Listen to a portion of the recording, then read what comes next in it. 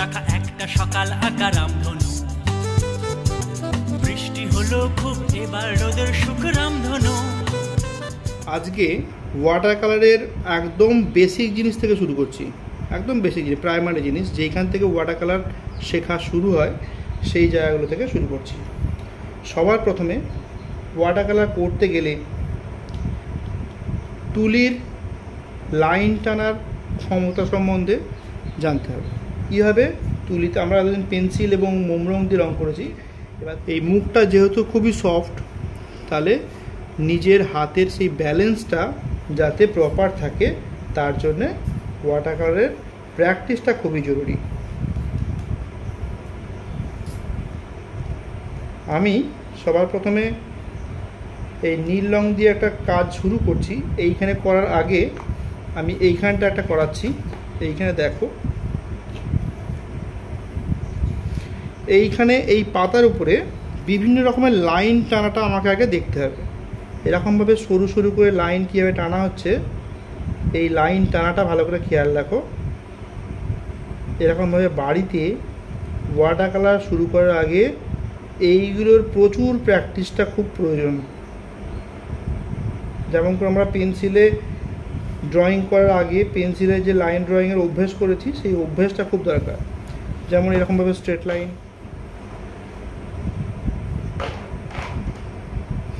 এইরকমভাবে straight line, এরকমভাবে একটু বেঁকা লাইন, এরকমভাবে, যাতে লাইনটা কোনোরকমভাবে টানার সময় না বেঁকে আমাকে সেই দিকে খেয়াল রাখতে হবে। যেন খেয়াল থাকে এরকম যে প্রেশারটা দিচ্ছি, এই প্রেশারটা যেন সব জায়গায় সমান থাকে। কোনো জায়গায় যেন এরকম সরু, এরকম এরকম এরকম এরকম এরকম এরকম এরকম এরকম না হয়ে যায়। এইটা হলেই কিন্তু তুলির ব্যালেন্সটা ঠিক থাকছে না এবং তার জন্যে ওয়াটার কালারটাও ভালো হচ্ছে না। বুঝতে পারা গেল? তো এরকমভাবে বিভিন্ন রকমের লাইন, যেমন এরকমভাবে আর্চ লাইন, এরকম একটা দুটো নয়, একাধিক এরকম আর্চ লাইনগুলো প্র্যাকটিস করতে হবে। এরকমভাবে আমি স্টেপ বাই স্টেপ ওয়াটার কালারের পরবর্তী প্রসেসগুলোতে যাচ্ছি, কিন্তু যাওয়ার আগে যেইগুলো সেইগুলো নিয়েও আগে আলোচনা করছি। এরকমভাবে করার পর এটাকে বলে বক্ররেখা।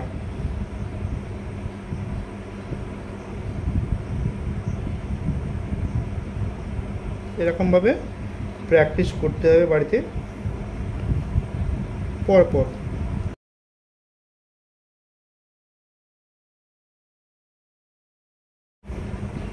এরপরে রয়েছে জিগজ্যাগ লাইন।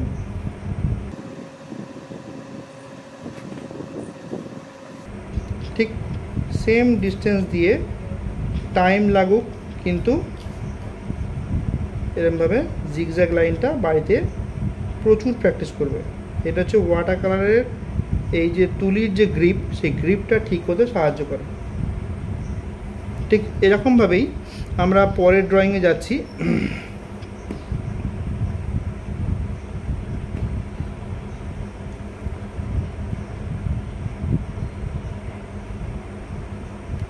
এরকমভাবে লাইন ড্রয়িং প্র্যাকটিস করবে।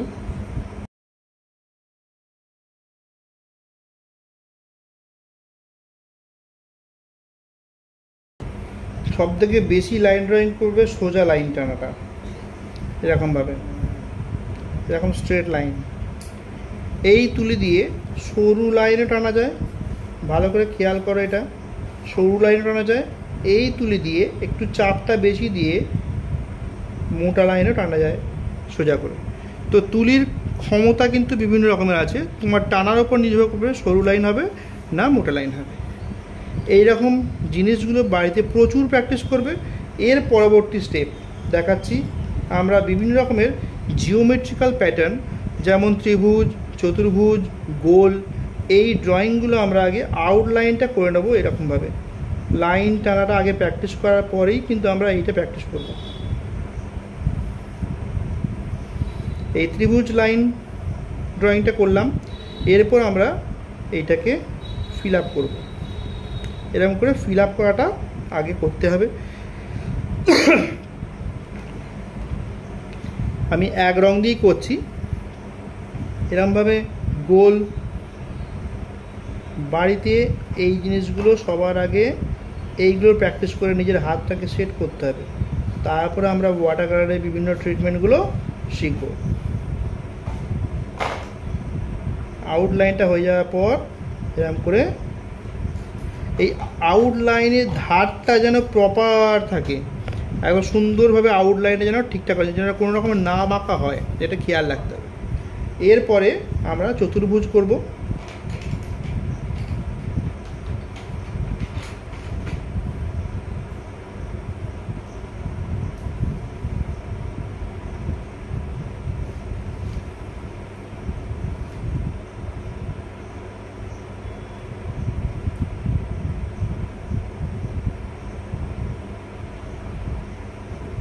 যে কোনো কালার দিয়ে আমরা এটা করতে পারি, আমি শুধু নীল রং দিয়ে করছি, রংটা কোনো ফ্যাক্টর নয়। এইরকমভাবে বিভিন্ন রকমের জিওমেট্রিক্যাল শেপ, ত্রিভুজ, চতুর্ভুজ, বৃত্ত, অর্ধবৃত্ত, ট্রাপিজিয়াম, এরকম বিভিন্ন রকমের জ্যামিতিক আকার আমরা আগে ফিল আপ করবো। এরপরে স্টেপ 3 নম্বর স্টেপে যাচ্ছি। এইগুলো সবই প্র্যাকটিস করবো আমরা বাড়িতে।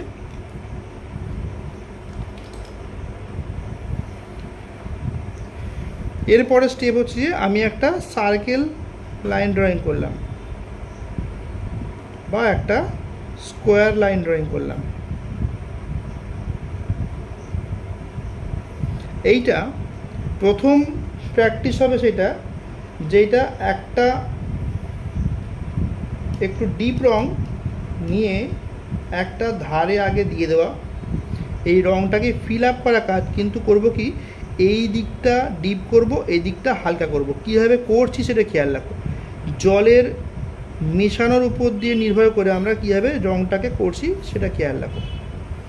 এইটা হচ্ছে যে ডিপ রংটা আমি উপরটা দিলাম, ভিজে থাকা অবস্থাতেই আমাকে হালকা করতে হবে। তো জলটা ধুয়ে নিলাম, তুলি পরিষ্কার হয়ে গেল। এরপর আমরা এই জায়গাটায় আস্তে আস্তে রং করা শুরু করব। দেখতে থাকো কীভাবে হালকা হচ্ছে। এই আমরা বেশি ঘষবো না, অল্পভাবে একটুখানি টেনে নেবো, হালকা হয়ে যাবে। তারপর আবার পরিষ্কার করব, করে নিয়ে এই জায়গাটায় জলটা থাকার জন্যে তুলিতে জল থাকার জন্যে ঘনত্বটা গাঢ় ঘনত্ব থেকে হালকা ঘনত্ব, গাঢ় থেকে হালকার দিকে জলটা থাকার জন্যে হালকা হচ্ছে এবং মিশে যাচ্ছে। এই হচ্ছে প্রসেস, কী করে ডিপ থেকে হালকা করতে হয়। ঠিক আছে, আমি স্কোয়ারটাও করব, লাল রং দিয়ে করে দেখাচ্ছি, লাল নয় ব্রাউন দিয়ে করে দেখাচ্ছি আমি।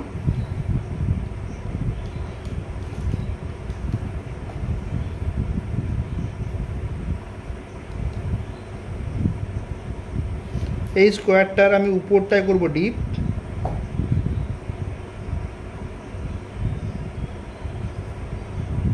আর নিচে হবে হালকা। আউটলাইনটা যেন সবসময় খেয়াল থাকে, কোন রকমভাবে আউটলাইনটা থেকে বাইরে যেন রঙটা না যায়, এটা খেয়াল রাখতে হবে। উপরের রঙটা ডিপ দিলাম, এরপর তুলিটা ধুয়ে আমরা জাস্ট এইখানটা যে একটুখানি রঙটা যে ঠেকাই, রঙটা জল থাকার জন্য তুলিতে রঙটা নিচের দিকে হালকা হয়ে যাচ্ছে। ভালো করে খেয়াল রাখো কীভাবে করছি। আমি কিন্তু তুলিটা ঘষছি না, জাস্ট জলটাকে মিশিয়ে দিচ্ছি রঙের সঙ্গে।